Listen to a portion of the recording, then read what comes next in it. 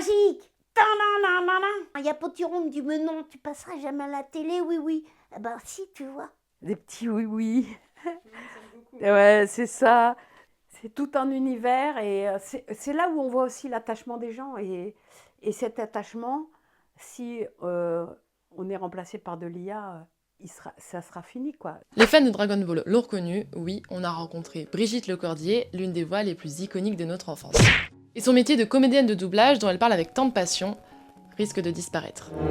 Les intelligences artificielles de doublage se développent à pleine vitesse. Elles permettent de synthétiser, recréer des voix et même faire doublage instantané pour dosta do stop and nachin. Forcément, dans le milieu de l'audiovisuel, ces IA, elles séduisent de plus en plus de monde. Brigitte Lecordier, ça fait près de 40 ans qu'elle fait du doublage. Que ce soit pour des dessins animés francophones ou pour les fameuses VF qui adaptent des contenus étrangers. Et son métier, son savoir-faire, aucune IA n'en est capable. Elle en est persuadée.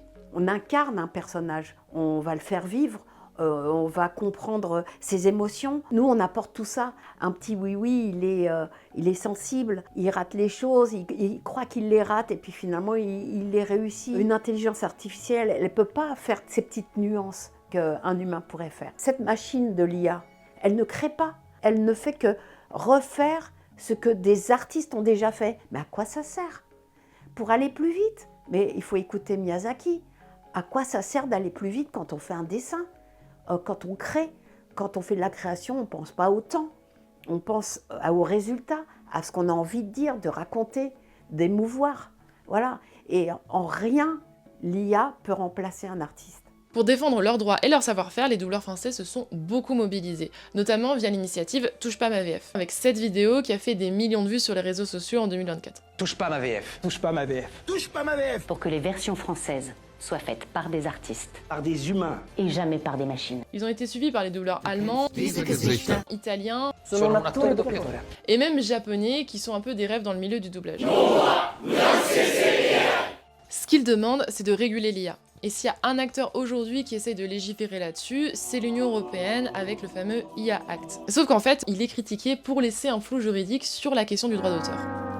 Ça fait beaucoup débat en septembre parce que la doubleuse française de Lara Croft, sa voix a été utilisée par une IA pour une nouvelle version de Tomb Raider sans lui demander son autorisation. Quand elle a annoncé vouloir porter plainte, le jeu a finalement fait marche arrière. C'est justement sur ce flou juridique que le métier veut alerter les pouvoirs publics, comme nous l'explique Patrick Cuban de Touche pas à ma VF. C'est pas tant la technologie qui pose problème, c'est son implémentation. Le carburant de l'IA, c'est vraiment la data, la donnée, et nous faisons partie de ce carburant. Avant d'être récolté, moissonné, on va dire ça comme ça, il faut demander le consentement aux artistes. Aujourd'hui, on a un pillage massif de notre travail. Nous sommes allés voir les gens de la Commission européenne, nous sommes allés voir des députés, nous avons constitué des coalitions de fédérations de créateurs et régulièrement on interpelle le pouvoir public de Bruxelles, que ce soit la Commission, le Parlement, le Bureau de l'IA et d'autres personnes en leur disant attention, les textes qui sont produits ne tiennent pas compte des enjeux et ne sont pas assez protecteurs pour nous. Le défi, il est énorme.